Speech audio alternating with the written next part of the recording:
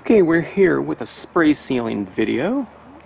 I'm just going to be sealing off 5 different pieces. I have a lot more to go, but we're just going to be doing the 5 today just because I have a card that I need to get out. We're going to be spray sealing with the Krylon UV resistant clear. This one's gloss. I believe it comes in either gloss or matte. It doesn't say it here on the label, but I think it usually says it on the cap when you purchase it. The matte is much more, I don't know, kind of not rare, but you don't see it sold as much as the gloss one. But if I was doing something on a matte piece of paper or cardstock, I would probably use a matte just to retain, you know, kind of more of that type of characteristic. If the matte was, you know, part of the kind of the aesthetics of the piece. Alright, so this is a piece that has a lot of different layers of red up top there. It's a mirror card. Now, I stamped this lower portion with stays on, I think, one of the first times I've ever done that before. So I don't need to spray that bottom part, which is a plus, because that mirrored area can get somewhat frosted and less mirror-like. So I'm going to cover that up with this other card right here. And let's just do a left-to-right comparison spray right now. I'll be spraying roughly, I don't know, I'd say this is about an 8-inch distance between the can nozzle and the surface. Okay, so I'm going to give a quick couple test sprays here. I am using a Rust-Oleum, I don't know, whatever you call these, kind of a convenience wand, or I don't know, whatever you call it, spray. You can look them up by spray paint handle or something like that. Okay, so let's see if I can do this without getting in the camera's way. I'm going pretty close here because it's really breezy out right now. Okay, but you see that, you know, it's completely different looking, isn't it, by spray sealing it like that. Look at the vibrancy of the colors coming out. Okay, let's get the rest of it.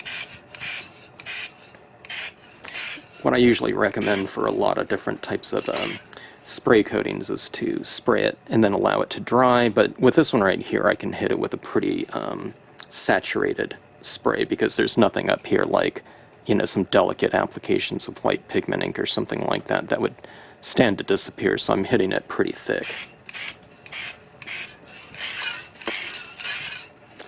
Alright, and there we have our nice, vibrant saturation and intensity now, okay? Or kind of reclaimed, that's what it looked like when it was freshly stamped.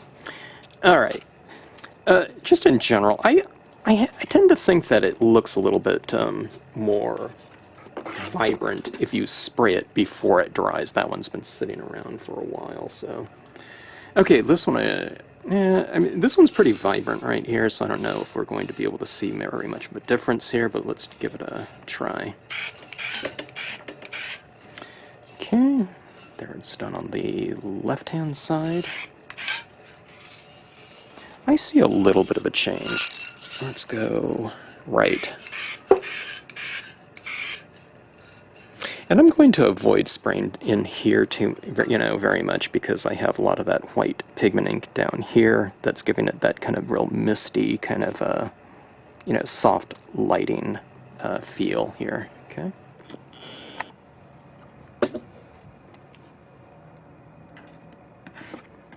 All right, let's take a look at this one. This one has alcohol inks on it, in addition to the dye-based inks. Let's see if we can tell the difference here. Now see, the alcohol ink dries very glossy looking. It has a glossy sheen to it. Let me put it on the side here because this is going to blow away if I don't.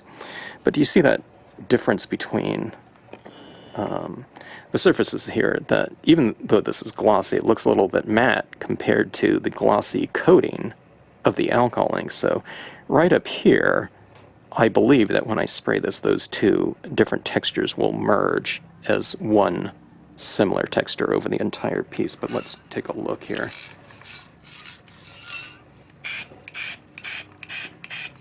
See? and it's all merged in there. It's brought kind of uniformity to that. And it looks much, the colors are much more saturated, especially those yellows in this area right here, so looks pretty good. Okay, let's see. Now this one has some black embossing right here for the foreground. Let's see how this one looks. Let's do a left-right comparison again. I need to be careful about these rays. If you spray it too thick with the acrylic spray, you could stand to remove a lot of that kind of more delicate application here, but let's take a look.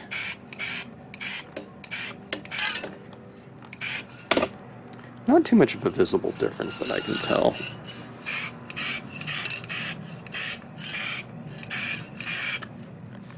Fairly subtle in terms of the change. It's a little bit more vibrant, especially in the shadow areas here. I kind of hit this tree here with a little bit of a swipe going, with a vertical swipe right there. But it has a nice sheen to it. I mean, it's glossy to begin with, but you hit it with that acrylic spray, it gives it a little bit extra over the entire piece. Alright, and we have this kind of elongated bookmark piece. It already looks pretty vibrant.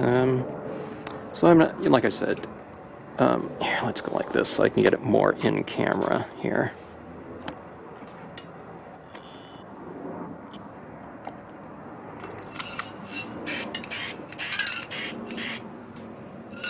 I don't think I used any white on this, so I'll hit it pretty thick. Look at that glow in there come out.